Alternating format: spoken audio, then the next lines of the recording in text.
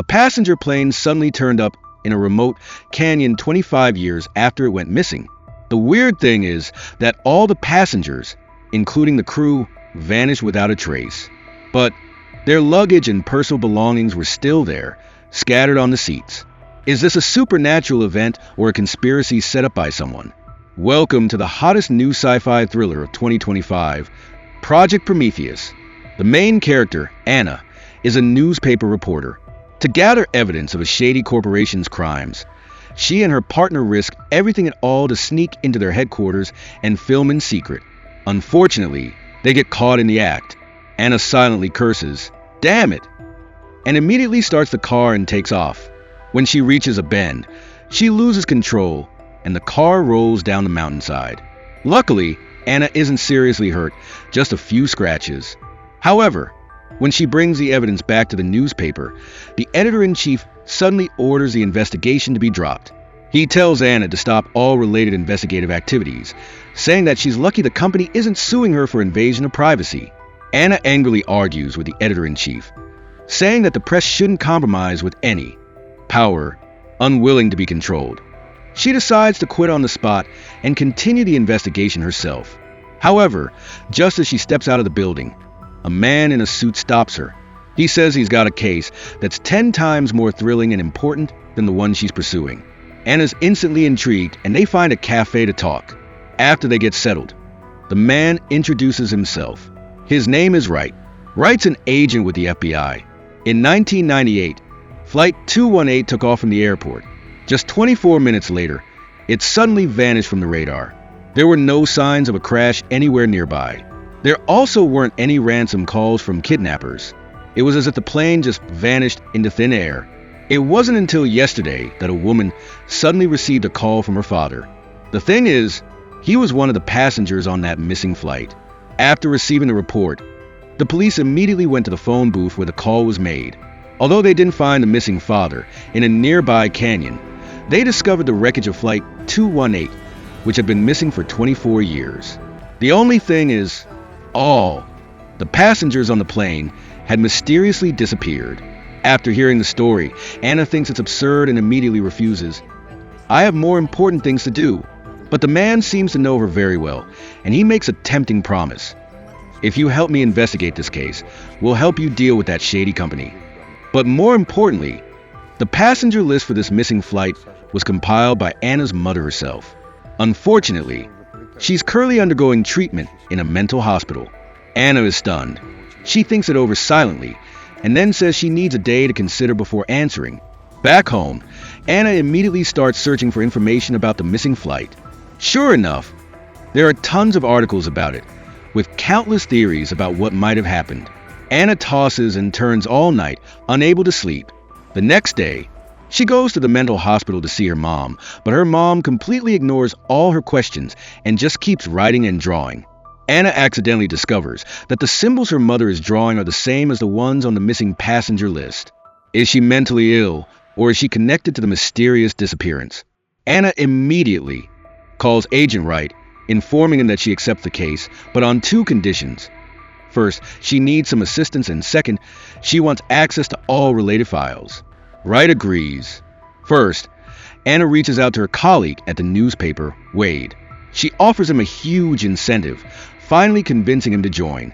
Next, Anna finds her old friend Vicky, a university professor specializing in quantum mechanics. If the plane's disappearance and reappearance isn't a supernatural phenomenon, then the only other possibility is time travel. Vicky is super excited about the case and promises to provide physics support at any time. Without delay, Anna goes to see the woman who received the call from her father. She recounts the conversation with her father in detail. Through the voice on the phone, she was sure it was her dad, no doubt about it. He even revealed secrets that only the two of them knew, but he didn't mention the disappearance, only that he had just gotten off the plane and needed money to get a ride home. After that, he completely disappeared. This makes Anna extremely curious, and she calls Wright back, demanding to see the missing plane in person. Wright worked with incredible efficiency, immediately arranging a helicopter to take Anna to the scene.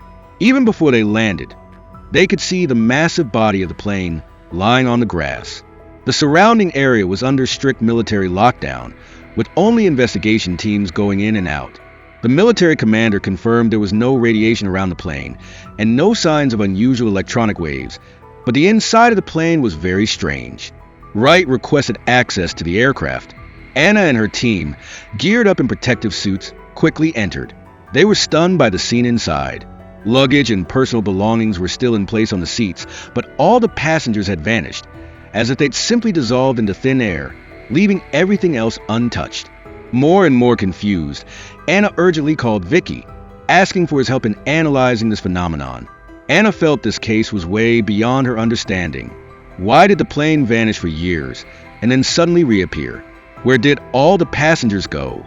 She guessed that either they encountered aliens or got trapped in some kind of space rift. Vicky was also super intrigued by this case. He said he'd quickly wrap up his work and rush over to help with the investigation. As a journalist, Anna had a sharp mind and decided to start digging into the missing passengers list. After cross-checking the data, she quickly spotted something weird. The passenger list showed 5 empty seats, but there were personal items left on those seats. This meant those 5 passengers actually boarded the plane, but someone had deliberately erased their names from the list. Anna immediately rushed to the archives to find the original documents. She found the names of these 5 people in the old records. However, the recording of the communication between the plane and air traffic control, before it vanished, had been seized by the military. They needed time to recover the data before they could release it to the investigation team. Luckily, the physics professor, Vicky, had also arrived. Anna's team went back to the missing plane. Using the seating chart, Anna read out the names of the 5 mysterious passengers one by one. It was very likely that the secret of this disappearance was tied to these individuals. That night, the military finally sent over the recording of the conversation between the plane and air traffic control, because it had been sealed for so long.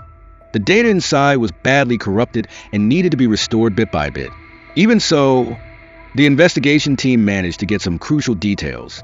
20 minutes after takeoff, the captain noticed the plane shaking violently, but the weird thing was that the control system didn't show any turbulence in the air. The captain asked the passengers to fasten their seatbelts. Right after that, the plane suddenly nosedived and all the engines stopped working. The recording cut off abruptly, and just a few minutes later, Flight 218 vanished from the radar. Even the military searched for years, but never found any wreckage. Anna felt this whole thing was getting weirder and weirder, but to get more clues, they needed to wait for the data recovery to finish. Thanks to Agent Wright's help, the files on the 5 crossed-out passengers were pulled. Their identities shocked Anna. They included a physics teacher who was once suspected of being involved in a terrorist attack. A tribal chief is currently in a coma in the hospital. A psychology lecturer with a pretty big reputation nationwide. A former soldier, now working as an engineer at an energy company. The last person is super unique. Leviev, an archaeologist who graduated with a bachelor's degree in physics. Currently, Leviev is undergoing mandatory treatment at a medical facility. The reason? He was believed to have hypnotic abilities and had used religion to convince 8 people to commit suicide. Anna immediately suspected Leviev was the most likely to be connected to this disappearance. Along with Wright, she rushed to the hospital where Leviev was being held. The attending doctor warned them, absolutely do not talk to him too much. Otherwise, you might die without even knowing why. Anna felt her palms sweating from the tension, but she had no idea that Leviev was even scarier than the doctor's warning.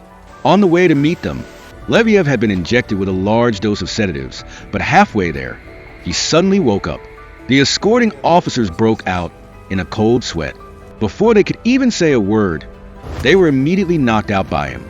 Meanwhile, Anna and her team were still waiting for Leviev to be brought in, but no one expected that the man had walked into the room on his own. Turns out, he was never knocked out. He had hypnotized all the officers in the vehicle. In just a few short sentences, he had made all of them lose control. Leviev's cold stare made Anna's whole body tremble. Anna unconsciously followed Leviev's commands, obediently getting into the ambulance with him. Luckily, she regained her senses not long after. It seemed like Leviev knew Anna was investigating the missing plane. He offered to take her to a place where she could find all the answers. They stopped at a gas station. Leviev told Anna to wait and got out of the car alone, whispering a few words to the driver. The strange thing was, that person immediately handed over the car keys without any hesitation. Anna saw the whole thing and, in shock, rummaged through her pockets and thought to herself, could hypnosis exist? They switched to the other car and drove straight to an abandoned military base. Back at the hospital, Wright waited and waited for Anna, but she never came back. He stepped out into the hallway and was stunned to find her phone tossed in the trash can. The first thought that popped into his head, Anna had been kidnapped. Without hesitation, Wright immediately led his people to pursue them. Although Leviev had switched cars midway, Wright seemed to guess his destination. It only took a little time for him to track down the location of the parked car. Leviev led Anna deep inside the base. He seemed very familiar with this place, opening a locker on his own, taking out a strange suit and putting it on. Right after that, he prepared to start up some kind of device. Just then, Wright, along with his team and the doctor, caught up. From above, the doctor saw Leviev and immediately assumed he was having a delusion. So, he took the initiative to approach and calm him down. But after just a few short sentences, the doctor was hypnotized by Leviev. They just saw his eyes turn blank, and then he silently turned and jumped from the high platform. Wright yelled, ordering Leviev to stop immediately, but he just calmly said he wanted to take Anna away. The passengers on that flight are still waiting for us to rescue them. With that, he pulled Anna and jumped down. But nothing happened. If the safety cable hadn't been strong enough, they both probably would have died right then. Leviev fainted on the spot and was taken to an ambulance. Just then, Professor Vicky finally arrived. He was extremely interested in Leviev's suit and decided to take it back for research. Anna's group returned to the hospital. By this time, Wright had brought in 3 of the 5 passengers whose names were crossed off the list. Apart from the tribal chief who was still in a coma, the other 3 were all present. Anna once thought that these people might have had their identities swapped, but after questioning them, she discovered the shocking truth. They were on Flight 218 and only remembered that shortly after takeoff. They fell asleep. When they woke up, they were back in the airport waiting area. Right after, a group of people in black suits showed up, took them to a private room, and forced them to sign a non-disclosure agreement. Then they received a huge sum of money to keep quiet. At the same time, Vicky started researching Leviev's suit. He was amazed to find that it looked small and compact on the outside, but was a miniature energy-emitting device. Many of the components inside were so strange that he had never even heard of them before. Meanwhile, Wade, Anna's colleague, was checking on the restoration progress of the recording from the missing plane. A technician had just recovered a new piece of conversation. After listening to it, Wade's face turned pale. He immediately called Anna, warning, "You need to be careful with Wright, because in the recording, there's the sound of Wright's voice." Before Anna could react, an ear-piercing low-frequency sound blasted through the hallway, and all the guards dropped instantly. Wright had activated that strange suit. Turns out, while researching old Soviet-era electronic devices, Wright accidentally discovered something terrifying. Just by pumping in a strong electric current, the surrounding magnetic field would create bizarre spatial distortions. He once tried placing a phone and a lab rat into the device. As soon as he turned it on, the phone was still there, but the rat vanished without a trace. Anna was in agony from the low-frequency sound waves, while Wright was completely unaffected. Thankfully, the sound only lasted for a moment, and everyone gradually recovered but still felt dizzy. Anna suspected Wright was behind everything. However, according to the investigation, it was Vicky who accidentally activated the device during his research. Even so, one thing couldn't be explained. Why wasn't Wright affected? Why was his voice on the recording from the missing flight? Finally, Wright had to reveal the truth. His family, including his parents, fiancé, and friends, were all on Flight 218. He was supposed to be on that plane too, but he got called into an urgent meeting. He swore he never boarded that flight, and 16 other people could vouch for him. After the meeting, he received the news that the plane had vanished. At first, he thought it was an accident caused by the military, but after years of investigating, he couldn't find any evidence. That is until Flight 218 suddenly reappeared. It rekindled his hope of finding his family and fiancé. The only problem was that the government was rigid, so Wright took a different route. He sought out the passionate Anna for help. All 3 of them, Anna and the others, fell completely silent. They never imagined that Wright, who seemed so carefree and easygoing, had been carrying the pain of losing his family for all these years. Anna instinctively felt that the loss of contact must have something to do with the special armor. At that moment, the magnetic energy was incredibly powerful, like it could tear a person apart. Physicist Vicky's eyes lit up instantly. Isn't that a miniature version of a particle accelerator? Earlier, when he checked the flight path, he discovered that a plane that lost contact had passed over a displacement fracture. This is a fault structure formed during the Earth's crustal movement, often generating a magnetic field around it. This could be why the flight lost contact. Immediately after, Vicky found his professor, who had previously led an investigation into the displacement fracture.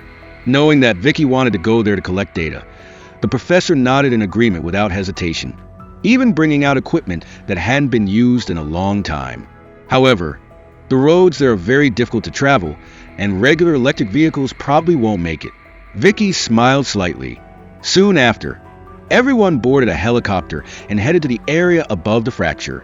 Under the professor's guidance, Vicky and Wade rappelled down on ropes. To avoid strong magnetic fields interfering with their brains, they put on protective anti-interference helmets beforehand. When Vicky and Wade switched on their flashlights, their eyes widened simultaneously. They saw many other strange patterns on the rock walls. The professor wasn't surprised. He said these patterns were thousands of years old. This could be a cave dwelling of an indigenous tribe that lived here over 100 years ago, uncovered again due to geological shifts. Vicky, amazed, adjusted the data collection equipment. Before coming, he had also looked up quite a bit of documentation. Legend says this place is the center of the Earth and an intersection point with the universe, though it hasn't been scientifically proven. But since the incident with Flight 218, the country rerouted all flights, and since then, no planes have flown over this area. The professor nodded in agreement, saying that ultimately, the destination of science is theology. Just then, Wade ran over, interrupting their conversation. The instrument showed no magnetic field signals here. Vicky explained that only when the Earth's crust shifts does a noticeable change in the magnetic field appear. No sooner had he finished speaking than the equipment suddenly emitted a soft beep, and even the lid of an iron cup began to shake. Wade wanted Vicky to take a closer look, but suddenly, the lid flew off. Everyone present immediately broke out in a cold sweat. With such a strong fluctuation in the magnetic field, it would be strange if the plane above didn't experience problems. Anna fell into deep thought upon hearing this news. She recalled that in the documents of the hypnotist Leviev, it was mentioned that he was always researching space physics. He even proposed that the biofield in the human body is related to certain particles in space. However, this theory was dismissed by many people as pseudoscience.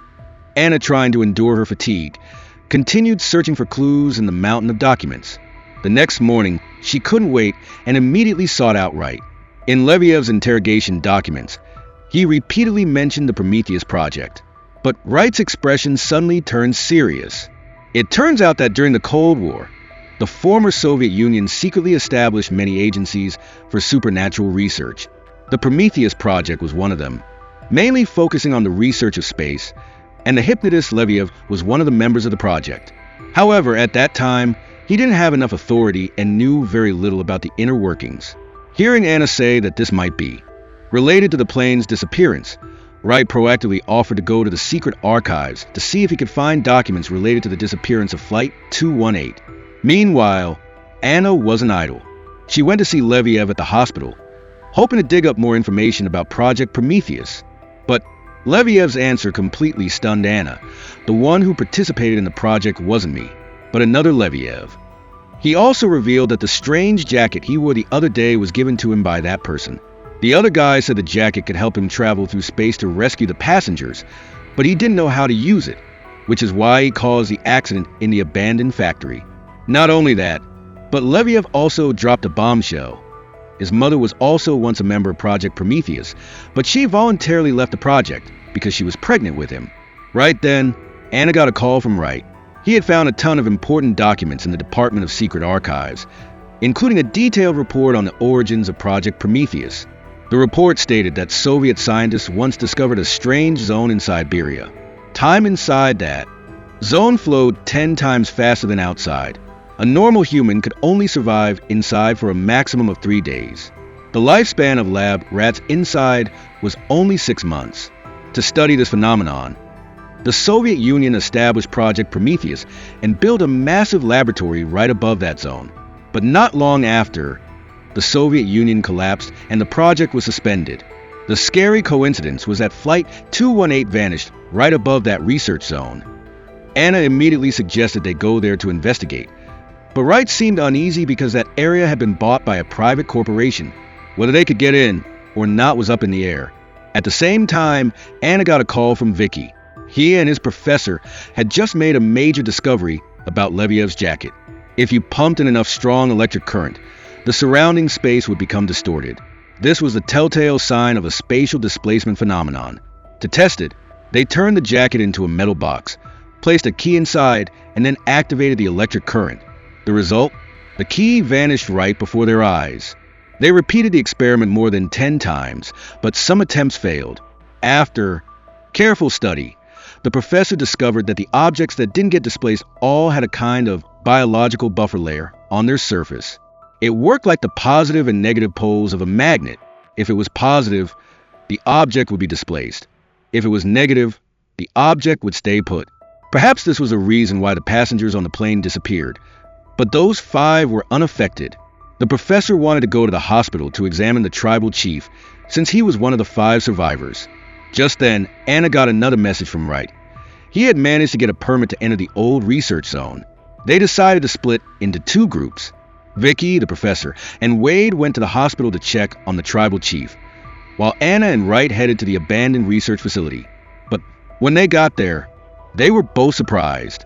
The research facility had been converted into a perfume factory by a private corporation, and all the old research equipment had been cleared out by the government. They searched the entire factory, but couldn't find any trace of the old laboratory. However, on the 3rd basement level, they discovered a large, undeveloped area. The factory staff sternly warned them, "This area is not developed. No unauthorized entry." But with their instincts as a journalist and an agent, both Anna and Wright were certain that something was fishy about this place. If they requested a search warrant now, the corporation might very likely destroy all the evidence. Meanwhile, Vicky and his group arrived at the hospital. They quickly met with the tribal chief, but before they could examine him, his granddaughter Marlin suddenly appeared. After hearing the reason for their visit, Marlin was extremely surprised. She revealed that her grandfather had become strange after the accident. Even though he wasn't taken by the flight, after returning, he was no longer normal.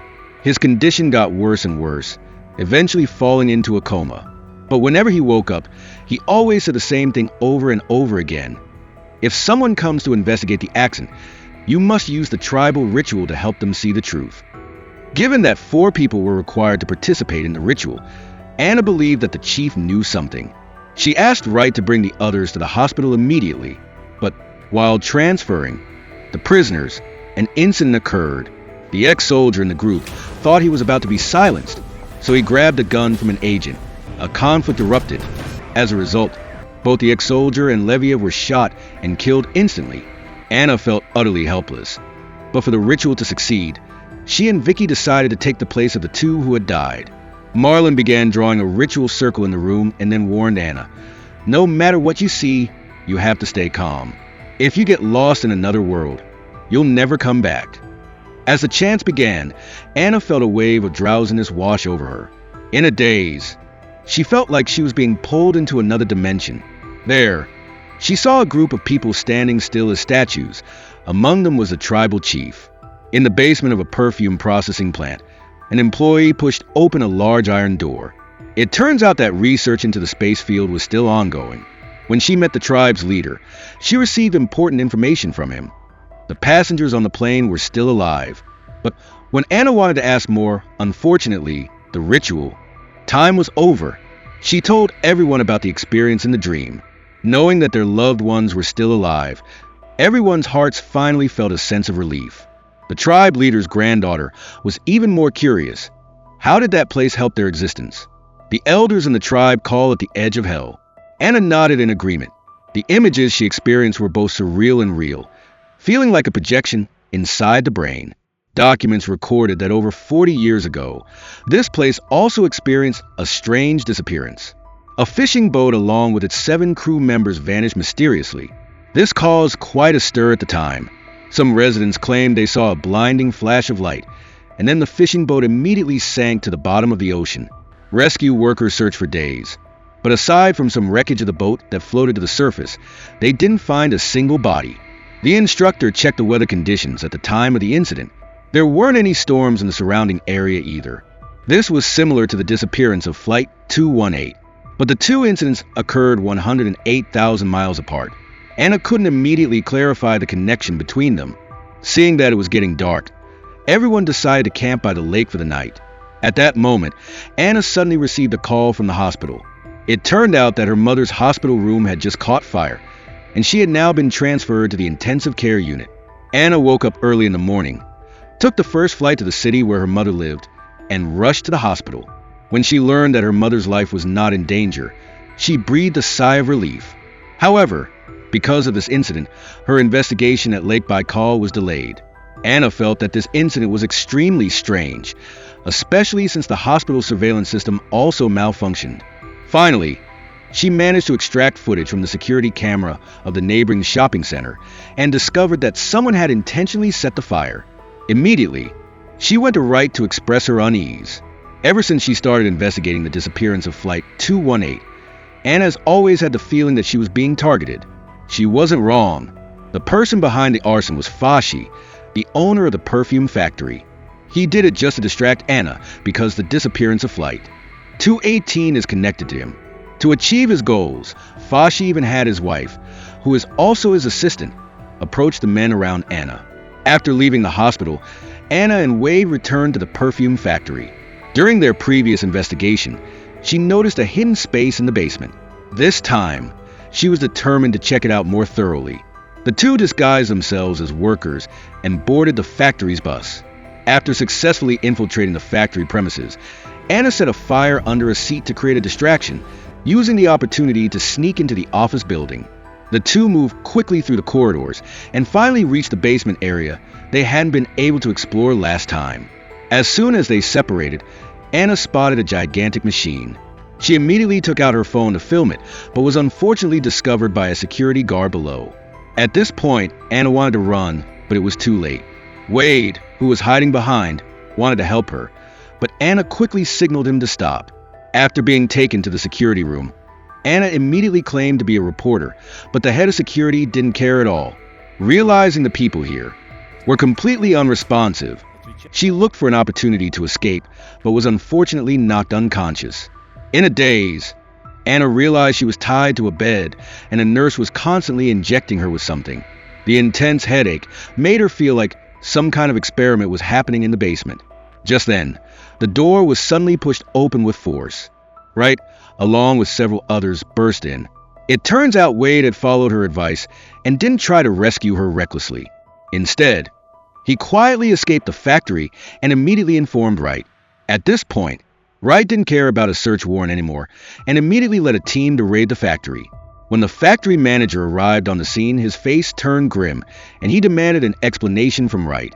After drinking a few cups of water, Anna gradually recovered and questioned the manager about the giant machine. At this point, his demeanor immediately weakened. He explained that it was just a machine used to extract perfume, and due to strict environmental requirements, they didn't take Anna and Wade on a tour last time. However, how could this excuse possibly fool Anna and the others? As the atmosphere between the two sides grew tense, Fashi's secretary suddenly appeared. She used the excuse of trade secrets and tried to smooth things over. As long as Anna and the others left, she would pretend nothing had happened. Just as Wright was about to refuse, she suddenly received a call from her superior. The person on the other end of the line angrily yelled, demanding she leave immediately. Wright had no choice but to lead everyone out. As soon as they returned to the lab, Vicky brought some exciting news. The metal box, modified from the vest, could not only move metal, but could even transmit living things through space. After saying this, he placed a phone and a white mouse inside the box. When the switch was activated, a flash of white light appeared. The phone remained in its original position, but the white mouse had vanished. Vicky firmly asserted that the disappearance of the passengers on Flight 218 was definitely related to a device similar to this vest, and immediately thought of the giant machine in the perfume factory. Could it be that when the flight passed over the factory area, they accidentally triggered a space experiment? Vicky felt this was highly probable. He also speculated that the 5 passengers who didn't disappear on Flight 218 might have been wearing a special biological cushion, which helped them become stable anchor points during the spatial transfer. The combination of multiple coincidental factors led to the disappearance tragedy of Flight 218. As the group was discussing, Wade felt thirsty and went to get a drink of water. But when he reached the hallway ahead, he realized something was wrong. When he opened the door, a crack radiating a blinding light appeared right in front of him. Although the light quickly vanished, the damage it caused to the building was completely real. Vicky tried to offer a scientific explanation, suggesting that the energy from their lab experiment had accidentally torn space, creating a spatial rift. Therefore, it's highly likely that the previous disappearances of the plane and the fishing boat were also caused by the same phenomenon. Just then, Wright brought another shocking piece of news. A 6-story building in the suburbs had been cut in half by a mysterious force, with the upper part of the building vanishing without a trace. This incident was also exactly like one caused by a spatial rift. The time of the incident was exactly 2 days ago.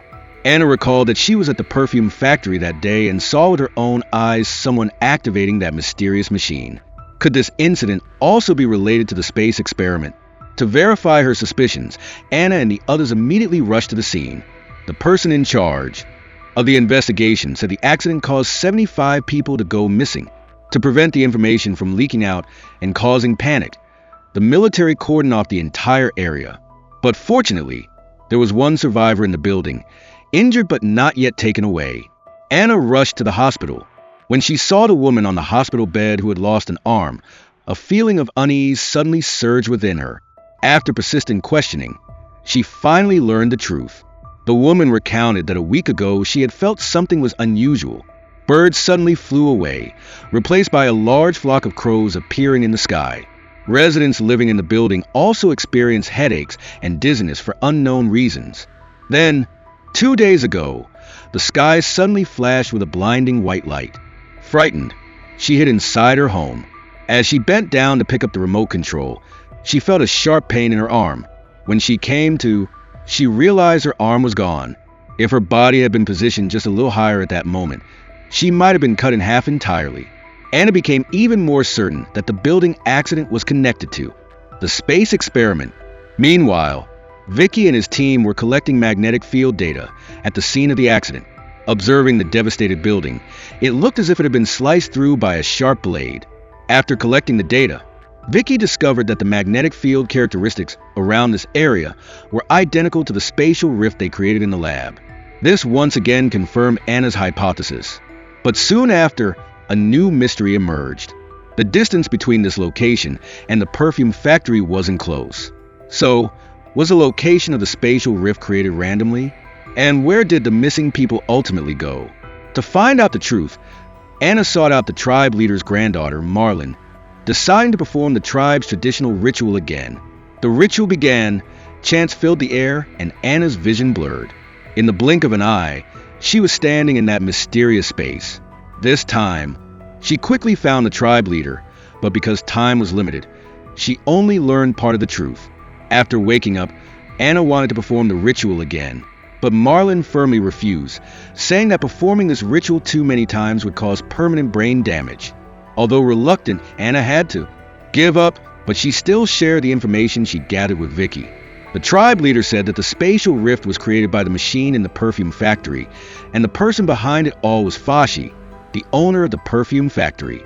He was carrying out a dangerous plan that could cause spatial chaos, affecting the entire world. At the same time, Fashi received news from his assistant that Anna had successfully transmitted a living being through space. His expression immediately turned vicious. He possessed the most advanced equipment and a large research team. Yet up until now, he could only transmit metal. Fashi determined that the key to the problem was that magical vest. Meanwhile, Vicky continued experimenting. He placed a white mouse into the metal box modified from the vest. But this time, when he turned on the switch, the mouse didn't disappear. When Vicky took it out, he was accidentally bitten. He was shocked to discover that he had previously filed down the mouse's teeth, but after just one experiment, it had grown back 3 new teeth. This meant that time inside the box had passed at least 10 days. Vicky immediately informed Anna. This box didn't just transmit objects, it could also change the speed of time. But just as Vicky was about to continue the experiment, a car suddenly stopped in front of the laboratory. The man in the car, without a word, immediately pulled out a gun and shot the guard dead. Vicky was conducting an experiment when he suddenly heard gunshots outside. He immediately guessed that someone had come to steal the experimental equipment, so he quickly packed everything up and, along with Wade, quietly escaped through the back door. But before they could get far, they were ambushed and intercepted by a group of people dressed in black. The leader triumphantly snatched Vicky's suitcase, but when he opened it, there was only a fire extinguisher inside. As it turned out, Vicky and Wade were just decoys to distract the attackers, while the most important experimental equipment had already been secretly moved by their professor beforehand. The leader, humiliated and furious, was about to pull the trigger and finish them both off when a blinding light suddenly pierced the night. Vicky quickly seized one of the mercenaries, creating a standoff between the two sides. At this moment, the mastermind behind it all, Fashi, emerged from the shadows. He calmly asked Vicky to lower his weapon, saying that the two sides could sit down and talk like civilized people. When Wright and her team received the news and rushed to the laboratory, the place was completely deserted. Fortunately, apart from bloodstains on the floor, they didn't find any bodies, proving that Vicky and Wade were still alive. But Anna couldn't hide her anger. She had warned Wright before that her team was being followed, yet this still happened. Just then, Anna's phone rang. The caller was none other than Fashi, the owner of the perfume factory. He said that Vicky and Wade were in his hands, and if Anna wanted to save them, she had to come to the perfume factory alone. Anna knew very well that this was a trap, but still decided to go meet Fashi. But what surprised her was the strange attitude at the factory. The portly manager was waiting for her at the entrance with a welcoming demeanor, and Fashi seemed extremely sincere. He frankly admitted that he was researching space experiments, and if Anna was willing to listen, he would reveal the whole truth. Driven by curiosity, Anna followed him into a secret meeting room. Fashi's next words left her utterly stunned. He said that both he and Wright did not belong to this world. They both came from a parallel universe. Anna immediately recalled that Wright had previously been unaffected by the magnetic field of the vest, which made her somewhat suspicious. Fashi continued to tell his story. Over the years, his research team had tried to develop space travel technology, but had not achieved any real results. In the Prometheus project many years ago, he and Wright were just organizers. The person truly responsible for the technical aspects was Leviev, the one who had died. The magical vest that Anna possesses was created by Leviev. He had accidentally opened a space portal in the lab, and Leviev from the parallel world gave him this vest. Compared to Anna's world, the other world has much more advanced technology, but the key individuals are quite similar. The Wright in the parallel world was also a powerful investigator, but in a car accident, his wife and child died. Overcome with grief, Wright came up with the idea of using the Prometheus project. He secretly crossed over into space to Anna's world, intending to bring his wife and child from this world back to his own. But there's a strict law in the parallel universe. Any movement of matter between the two worlds can cause spatial chaos. Fashi had also followed Wright to this world to stop him, but unexpectedly, the dissolution of the Soviet Union led to the cancellation of the Prometheus project, leaving them without a way back. Both of them secretly continued researching space technology, but because the chief engineer Leviev had died, the research progress stalled. The disappearance of Flight 218 was the result of a failed experiment. The ship-sinking disaster at Lake Baikal and the recent building explosion were also consequences of space experiments. Fashi wanted Anna's team to help him perfect this technology so he could return to his world. Anna didn't completely trust him, but inside, she started to feel a bit conflicted. Just then, Fashi's assistant brought Wade to the medical room for treatment. But unexpectedly, Wade was quickly seduced by her, and the two passionately embraced. But Wade was completely unaware that this assistant was Fashi's wife. In reality, she was over 60 years old, but thanks to stem cell technology that Fashi brought from the parallel world, she maintained a youthful appearance. This was also the reason why she was willing to follow Foshi's every command, even infiltrating Anna's group. Meanwhile, Foshi led Anna into the lab, where he had just made a deal with Wright. He had exchanged Leviev's research notebook for the surviving passengers of Flight 218. Foshi wanted to recreate the disappearance of the flight to find a way back to his world. He also gave Anna a report containing the DNA test results of him and Anna's mother. The results were a perfect match. Anna was stunned. She felt as if her destiny was being manipulated by an invisible force. Back in the break room, Anna finally got to see her captured friend again. They were a little shaken up, but seemed okay overall. Everyone headed back to the small town, and Wright was still trying to figure out how to save everyone. What threw him for a loop, though, was how easy Foshi made it. He chose to just let them go. Vicky was a little pissed. Seriously? Does he want that guy to kill us? Wright, even though he had a lot of doubts, still handed over Leviev's notes that he'd given Vicky. He was hoping Vicky could crack the code on what the experiment was all about as soon as possible. Anna's heart sank a little. It looked like Foshi wasn't lying. And it seemed like Wright was also picking up on something weird, because he set up a meeting with Foshi. They used to be friends, colleagues even, but their attitudes towards life are different now. Wright's been in this world for decades and has gotten used to how things are. He thinks growing old and dying like this would be amazing. It would be perfect if his wife and kids could be by his side. Foshi's attitude, though, was the complete opposite. He was so set on achieving his goal that he wouldn't hesitate to destroy the world to get it. Wright tried to talk him out of his extreme ideas, but it was the same as all the other times. It just failed. Meanwhile, Anna could sense a storm brewing. She decided to move her team to a new location to continue their research. But just as everyone was packing up to leave, an army suddenly blockaded the entire town where Anna's group was. Their excuse was a disease outbreak, and they claimed they needed to control the whole area. Turns out, Foshi used his connections in the military to cut off their escape route. Anna and her partner were stuck in their hotel, just trying to ride out the storm that night. Then Wright took the initiative to reach out. He figured Anna knew a lot of the truth already, and he wanted to have a frank conversation. He admitted that what Foshi said was true. He did want to use this technology to bring his wife and kids back from a parallel universe. But then Wright said something that completely shocked Anna. The one who originally opposed Project Prometheus wasn't Foshi, it was Wright himself. The first time they ran the space experiment, they ripped open the fabric of space-time, causing a chaotic mess that led to 2 trains colliding and hundreds of people losing their lives. After that, Wright wanted to shut down the experiment completely, but Foshi stubbornly insisted that the technology could change the fate of the nation. Eventually, Foshi got the support of the committee, and Wright was forced to compromise. But the truth is, Foshi's persistence wasn't really about the nation at all. He was hiding a secret, unknown plot. When Wright tried to investigate, he was mysteriously removed from the project. He couldn't access any of the data anymore. That's why he reached out to Anna to investigate the cause of the flight incident. After hearing Wright's explanation, Anna finally understood the whole story. But she still had a lot of doubts. Just as they were talking, though, a mysterious group of people suddenly stormed into the hotel.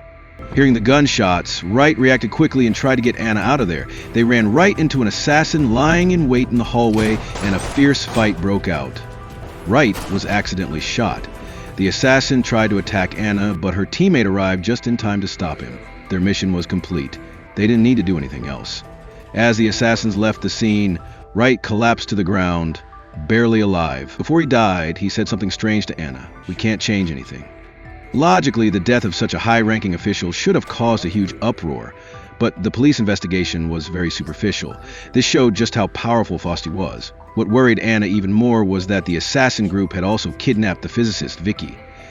Anna prepared to meet with Foshi again, but this time his attitude was much colder. The reason was simple. The most important members of Anna's team were the experiment equipment. Now, Foshi had everything in his hands, so he didn't need to rely on anyone anymore. Anna said that Vicky wouldn't give in easily. Moreover, he could expose the cruel experiments that Foshi had conducted on humans. Foshi slammed his fist on the table angrily, reminding Anna that the fact she was still alive was due to his leniency. Med saw the dangerous situation before them and quickly pulled Anna away. On the way back, Med suggested uploading all the evidence of Foshi's wrongdoings to the internet, but Anna just shook her head in disappointment.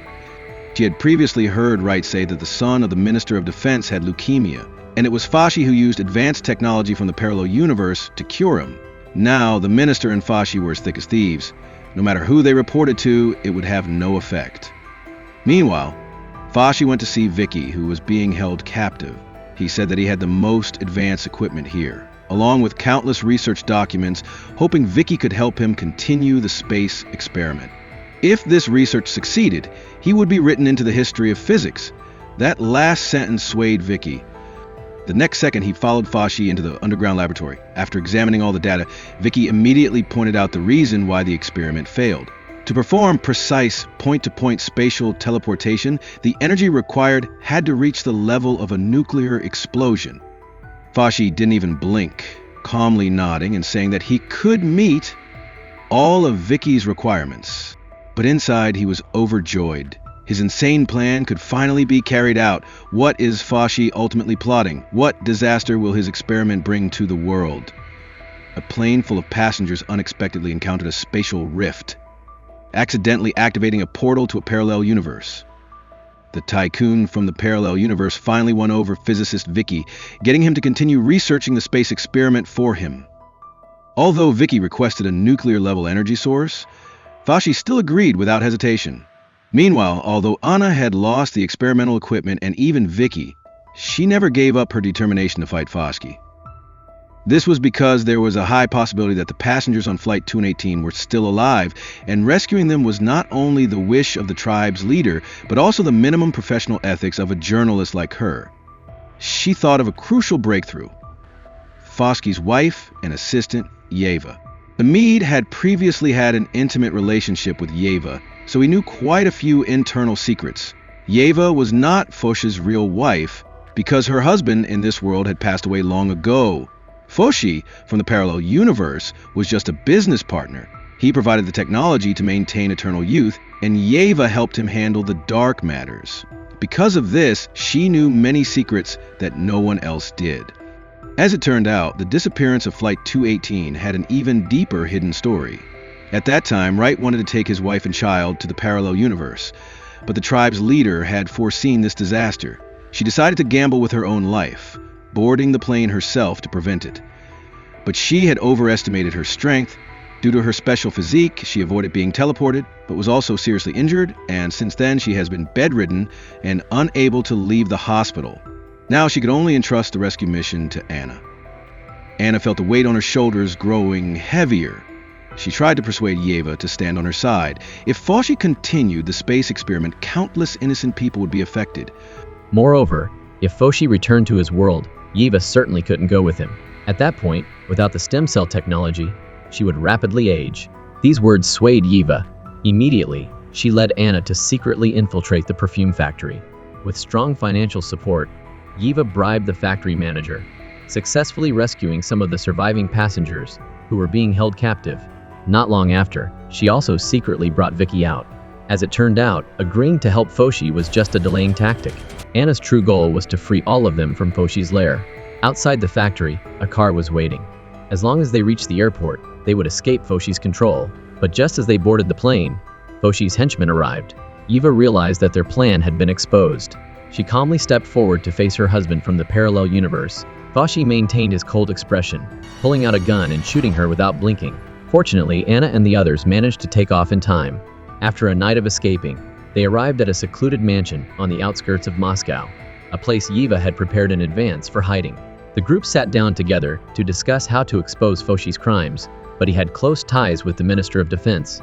While they were just nobodies, Vicky suddenly revealed a shocking secret. The problem wasn't with Foshi's experiment, but with Levia's vest. On it was an energy controller that could precisely locate spatial coordinates and connection times. Before Vicky left the lab, this controller was attached to a giant particle accelerator.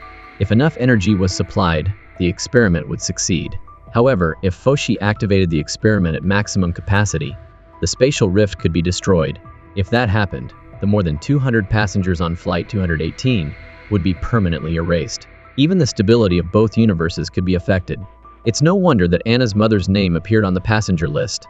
It turned out she was also one of the survivors of the ill-fated flight. Just as Anna was about to board the plane, the figure of Wright, the main antagonist, briefly flashed in her sight. Meanwhile, in the real world, Vicky and the others were not idle either.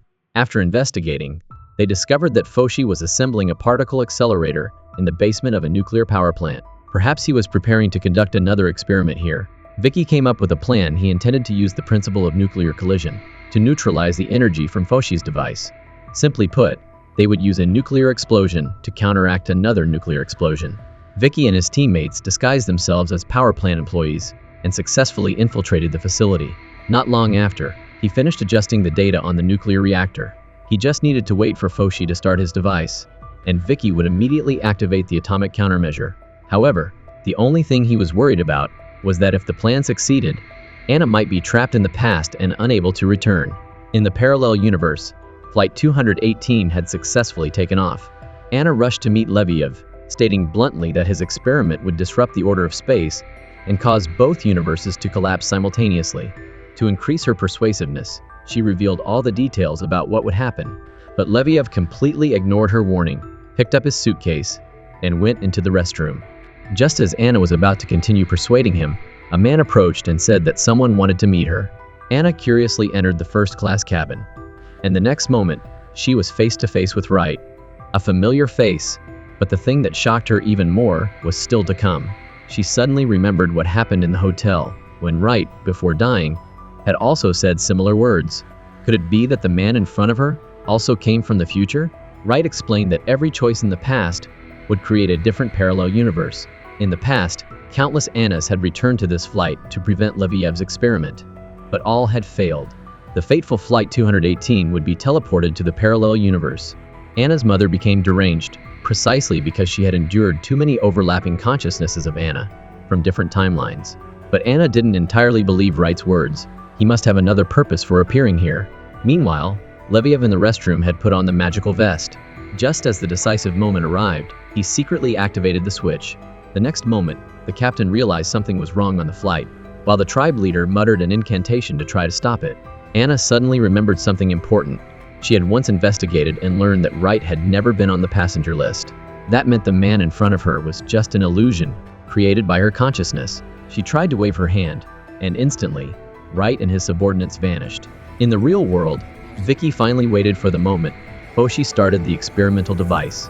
But just as she was about to activate the atomic countermeasure, Foshi and his henchmen arrived. The old fox Foshi knew very well that Vicky understood the equipment, so he forced her to continue the experiment. Vicky seized the opportunity to adjust the power, creating a powerful energy pulse that knocked Foshi's henchmen unconscious. But she still couldn't prevent the space device from being activated. Foshi seemed to have been waiting for this moment for a long time.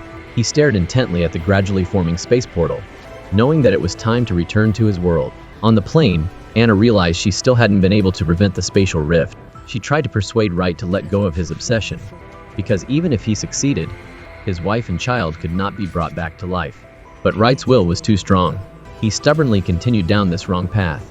The surrounding light grew stronger, and the next moment, the entire flight disappeared into the spatial rift. Anna was still unable to change the past, but in another parallel universe, Flight 218 landed successfully. Wright was finally reunited with his wife and child, and all the passengers returned to their normal lives. In this world, Anna had never boarded the plane.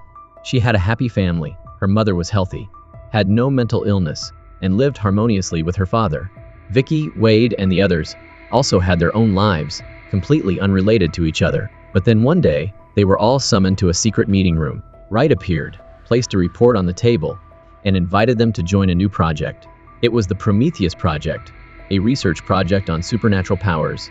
It seemed that the space experiment was about to be started once again, only this time, it was a few decades later.